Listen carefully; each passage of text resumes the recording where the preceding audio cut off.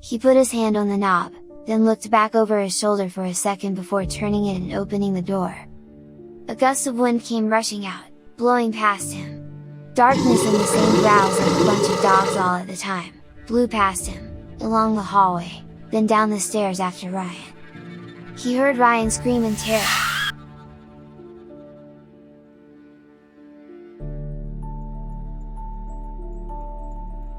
Marcus walked home from school every day. He and his family just moved here a few weeks ago, and their house was only a few blocks from his school. He always walked past this old abandoned house. The kids at school said it was haunted. They dared him to go in. So, he decided to go into the house and prove that he wasn't afraid. As soon as he entered the house, he could feel a cold chill run down his spine. It felt like someone was watching him. He slowly made his way through the dark hallways, trying not to make any noise. Suddenly, he heard a loud crash coming from upstairs.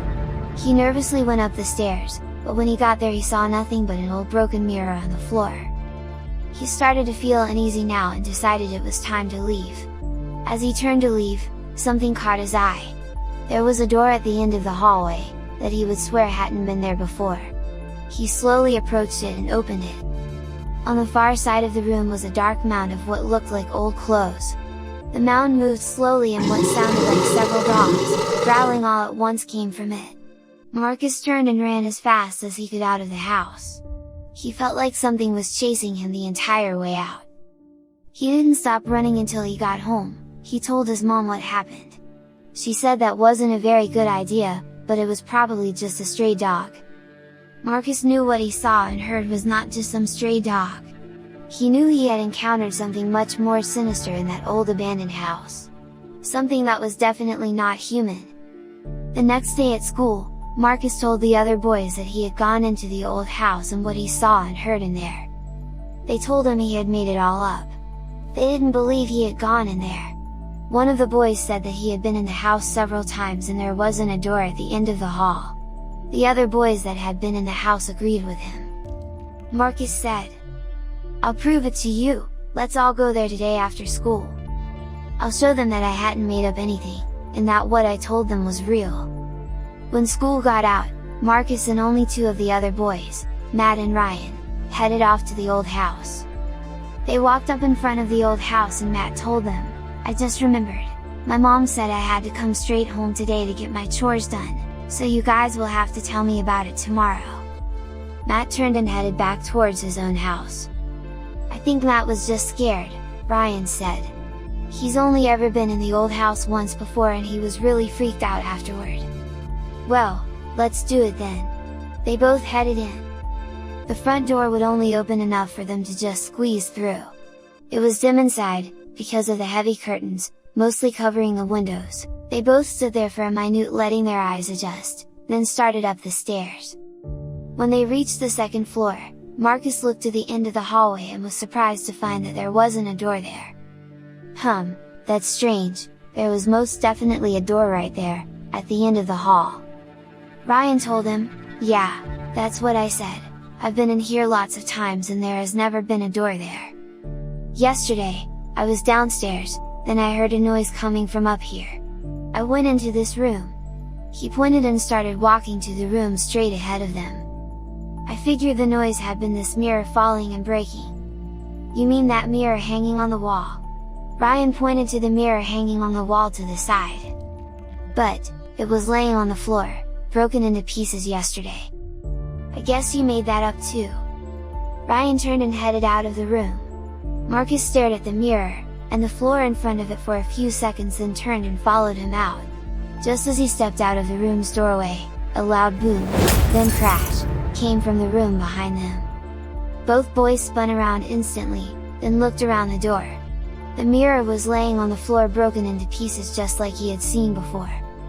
"Ryan, that is exactly the same sound and the mirror is laying exactly as it was yesterday. Did you make that fall, just to try to scare me?" Ryan said with a somewhat trembling voice. "No! I swear, I didn't touch it." They both backed out of the room, then Ryan hit him on the shoulder and pointed down the hallway.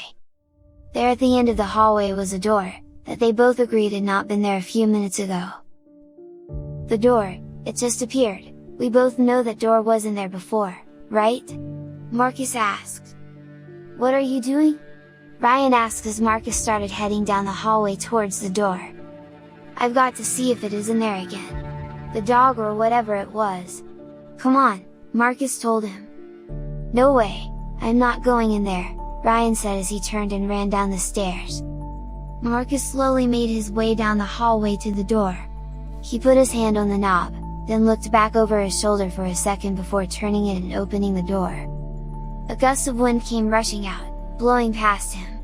Darkness and the same growls like a bunch of dogs all at the time, blew past him, along the hallway, then down the stairs after Ryan. He heard Ryan scream in terror, then nothing. Ryan! He called and started running along the hallway to the head of the stairs. He looked down, but saw no sign of Ryan, or whatever the thing was that chased him. He hurried down the stairs, and out the door. He got to the street out front of the house, but didn't see Ryan anywhere. Ryan! He called, but got no answer. He must have run as fast as he could straight home like I did yesterday, he thought. He quickly headed home too, and thought of what they had both just seen. Well, now the other boys will believe us, since we both seen the same thing. He didn't mention to his mom that they had gone back to the old house. The next day, when Marcus got to school, he looked for Ryan, so they could talk about what happened at the old house the day before. In first period, Ryan wasn't there. But what was really strange, Emily was sitting at Ryan's desk. Not only that, but Sarah was sitting at Emily's desk. The more I looked around, the more I noticed that several people were sitting at desks they didn't normally sit at. After first period, Matt came up to him in the hall. Sorry, I left you hanging there by yourself yesterday. Did you go back in again? By myself? Yeah, Ryan and I went in and it was freaky. Ryan wasn't in first period, have you seen him? Matt looked at me with a puzzled expression. Who is Ryan? Ryan. You, me, and Ryan all went to the old house together yesterday. Dude? Did you fall and hit your head in that house yesterday? I don't know anybody named Ryan. Well, I got to go, I'll catch you at lunch, later. Matt headed off to his next class. I just stood there and stared at him heading away. He doesn't know who Ryan is? He shook his head and hurried down the hall to his next class. He must be messing with me. But he wasn't, the next few classes were much the same, people sitting at the wrong desks. I brought up Ryan's name to a few different people, and got the same kind of responses that Matt gave me. Who was Ryan? Nobody knew, or remember anything about Ryan. Except me.